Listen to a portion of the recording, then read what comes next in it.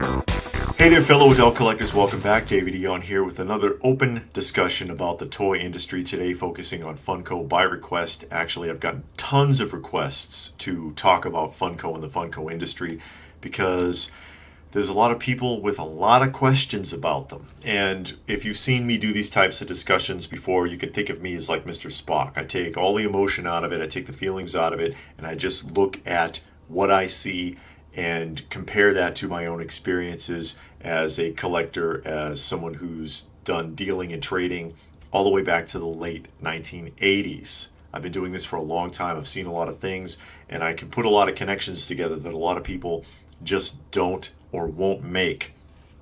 So today we're talking about the problem with Funko Pops and Funko the company, if you will, the top 10 reasons why Funko may not be what you think it is. And if you're a fan of Funko products, I'm not taking a dig at you. I'm not trying to put you down or hurt your feelings or whatever. I've got a lot of Funko products myself, so does my wife LPH. She's got a whole room full of Funko Pops. Okay, we like the product, but that doesn't mean it's perfect. And that's what we're discussing here today. So put your emotions aside and you can just listen to what I have to say and make your own judgment call. Because bottom line, if you collect it and you like it, then there is no argument. Because it's all about what you enjoy. But that doesn't mean everything is peachy all the time. Now, the problem with Funko, in my opinion, particularly Pops, is this series of illusions, or delusions as the case may be, that many pop collectors are under. And it's many of the problems that you've seen plaguing the toy industry and the comic book industry since the mid-1990s, since about 1994, 1995. It keeps getting worse, which is why it surprises me that people don't see the problems. And it could be that perhaps they just refuse to. Now, number one is the illusion of need. That is, Funko needs to make this. They need to make that. Always going on about what Funko should make. Most of these choices are bad ones, quite frankly, and produce a ton of shelf warmers, which Funko already has way too much of. All right, just because they can make something doesn't mean that they should make it. Funko makes a ton of bad decisions in this area because they're throwing themselves out constantly, trying to attach themselves to as many franchises as they possibly can.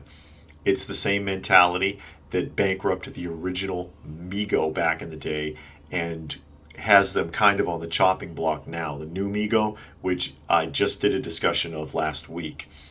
Truth be told, honestly, we've all kind of done this, speculated about what it would be like, or if it would be cool for Funko or some other company to make this or that. We've done this on this channel. We did it with ad icons, really a couple of years ago. It's been a while. And it's fun to speculate about it, but that doesn't mean they should do it. It doesn't mean it's always a good idea. So they don't need to make everything, okay? And that ties into number two, and you'll find a lot of these kind of tying into each other. They're all like links in a chain here, these 10 items. Number two is the illusion of sustainability.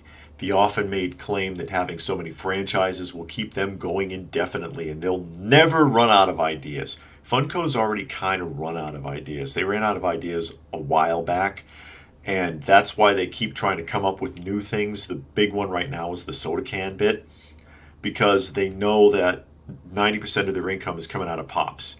And at which point interest wanes on that, which eventually it will. No matter how much you like them, you have to admit that sooner or later, the Pops, the interest is going to die, and then you're not going to have them.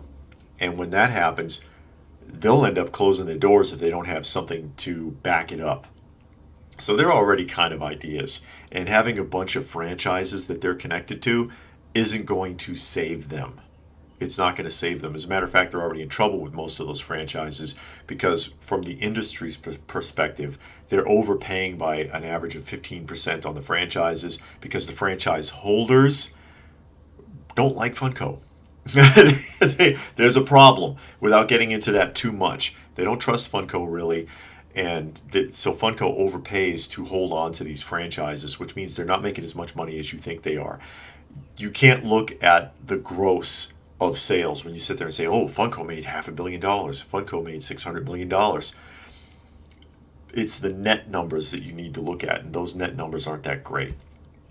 Number 3, the illusion of collectibility. All right, everything is collectible. Let me just throw that out there. Navel lint is collectible. There are people that collect finger and toenail clippings in little bottles. All right. Funko's motto, of course, is that there's a collector for everything.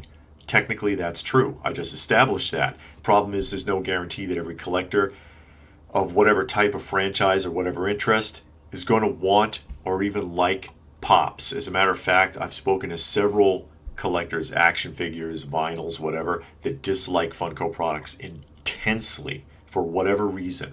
They don't like it. Just because, like, you're a fan of Gilligan's Island, let's say as an example, and they come out with Gilligan's Island pops, which sounds like it could be a cute idea, quite frankly. That doesn't mean someone who's a big Gilligan's Island fan is going to run out and buy them. They could end up being shelf warmers. People could be like, I really love Gilligan's Island, but these are stupid. And then they don't sell. And they end up being 12 for $10 on a table in FYE, which I have seen with pops. There's a ton of stuff shelf warming all over the place, Funko. Number 4, tying in again, the illusion of interest, that all the people who even buy Funko Pops actually like them. I still hold to the statement, I've said this several times, and I hold to this, that at least half of the people buying Funko Pops are doing it because they believe they're going to have a value someday based on the past sales of pre-mass production pops. Pre-mass production pops. What do I mean by that? If you haven't heard me talk about this before, in about 2014, the end of 2014, the beginning of 2015, Funko cranked it. Prior to that, between 2010 and 2014, they've hardly made any pops. That's why they're worth so much. You can't find them. Then they said, hey, let's pound it out. And they made tons of the stuff. You don't know how much of it's out there.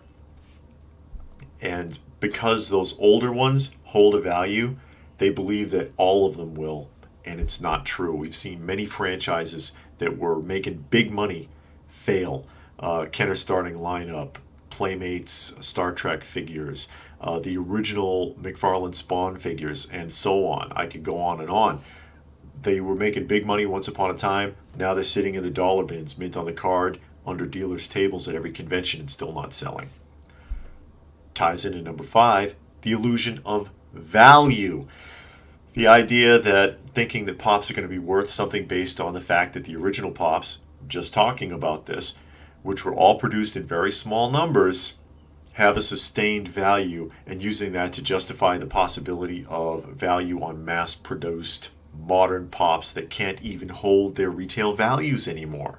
If you really crunch these numbers, the truth is that more than 90% of all the pops that have been made, more than 10,000 now, all those pops sell for far less than their original retail values even. Most of them aren't even worth 20% of the original retail cost if you were to try to get rid of them yourself. The value is just not there, and it's not going to suddenly materialize. Even if Funko went out of business tomorrow, odds are the value on all of them would go down and stay there. It's not an investment by any stretch of the imagination. Number 6, it ties in again, the illusion of the accuracy of value. With Funkos, particularly I'm targeting PPG here, Pop's Price Guide. I routinely see Pops selling for far below what PPG says that they are worth. PPG is not accurate. No price guide for any collectible item is truly accurate. Actually, the best price guide that you have out there is eBay's completed auctions.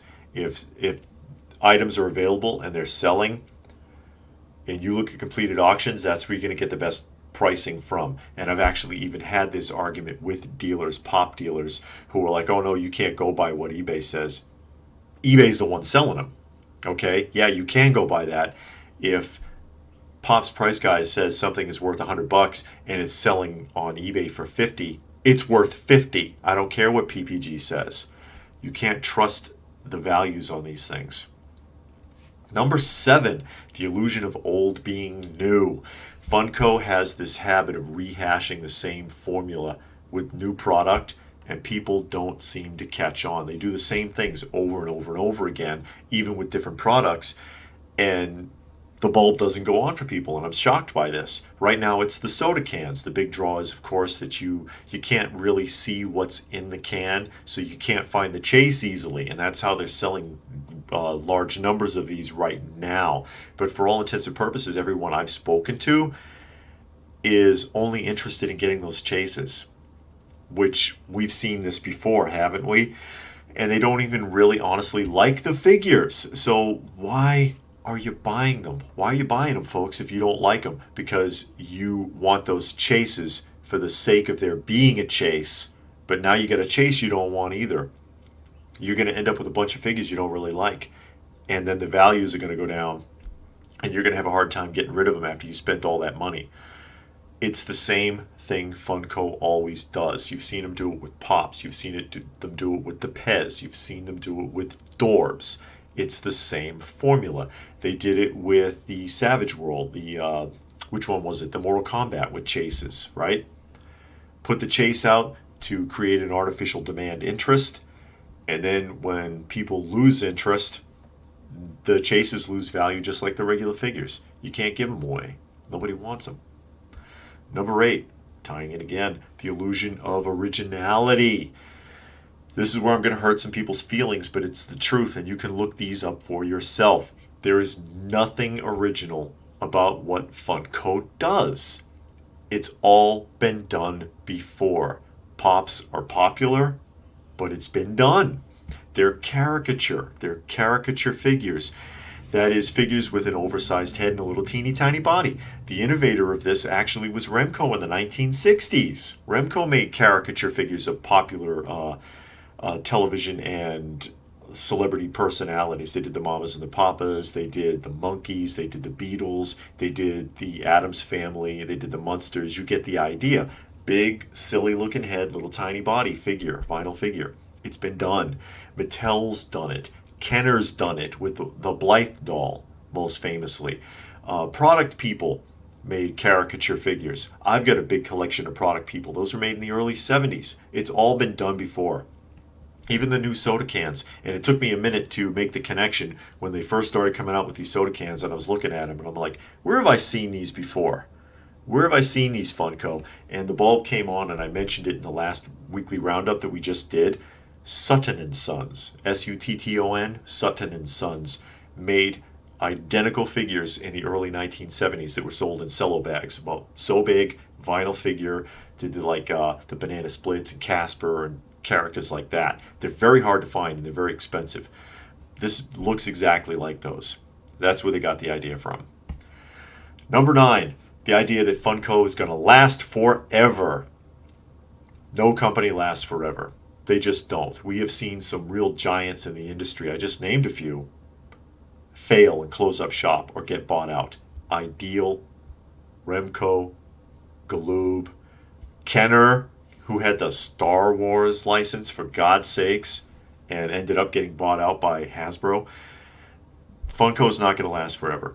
Eventually, they're going to close up shop. Maybe someone will buy them out and keep it going. Maybe not. But and I'm not speculating that it's going to happen like tomorrow. It could be 5 months from now. It could be 50 years from now. But they're not going to last forever because they have their hooks in a bunch of franchises. Think about if they pissed off Disney. Here's a good one. Because they pissed off Mattel and lost their license for a while, but they managed to get it back. They managed to renegotiate it. What if they pissed off Disney? How many franchises would they lose? And how much would that affect the sustainability of the company? That could bankrupt them. If Disney ever wanted to be dirty and buy out Funko, they could cancel their franchises, wait till they were declaring bankruptcy, buy them out, and then they would own Funko. Think about it. It could happen. It could happen that easily. And number 10, and this is another one that's going to hurt some feelings, the fanatic family illusion. The idea that all Funko collectors are all one big happy family. The truth is, the original family was the bobblehead community, if you will, the collectors from around the time of the original owner of the company, when all they did was bobbleheads, and those collectors are all gone. As a matter of fact, the current administration at Funko has seen to it that they're gone by eliminating all of the manufacturing of the standard bobbleheads and other characters and types that those original fanatic collectors were interested in. With the occasional rare exception, they throw you a bone every once in a while, but for all intents and purposes, that original core family of collectors are gone. And what you have now is a bunch of just casual collectors and a bunch of people who think they're investing. So, better yet, when's the last time you were at a legitimate pop swap? You remember those a few years ago, pop swaps? They still have pop swaps now, but there's no trading going on, is there? Remember how they started with that? How they started with trading, and now it's just selling? Now all they do is want to sell pops. If you try to trade anything, they're like, nah, I'm really trying to get rid of these. I really got to have cash. That community and family vibe that was surrounding the original concept of Funko, it's gone.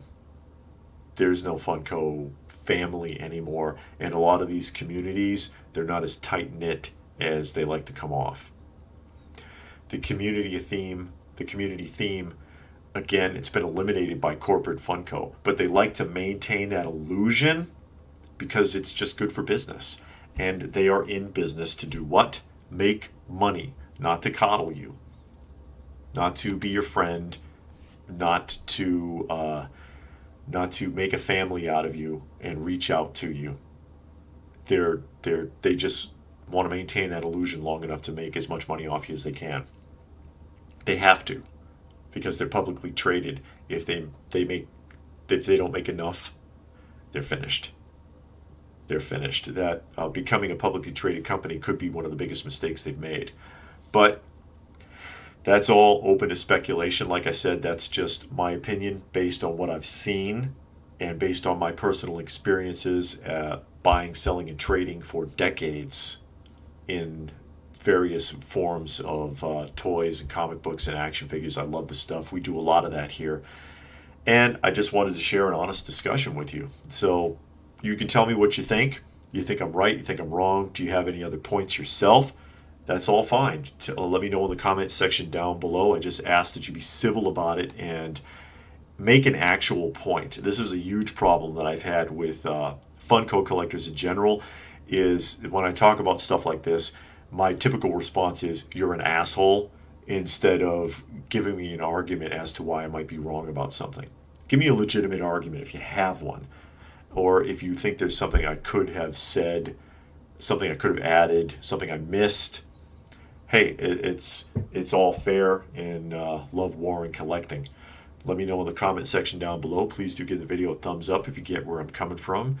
Share it if you can. Subscribe if you're new. All that good stuff. Find us on Instagram, Open by Chance on Instagram. Find us on Patreon. Find us on Facebook. All of that stuff is down below. I hope you got something out of the discussion. Again, like I said, just being as logical as I can, taking the feelings out of it. It's the best way to approach some of this stuff sometimes. So what more can I say but thanks for watching, and we will see you again soon.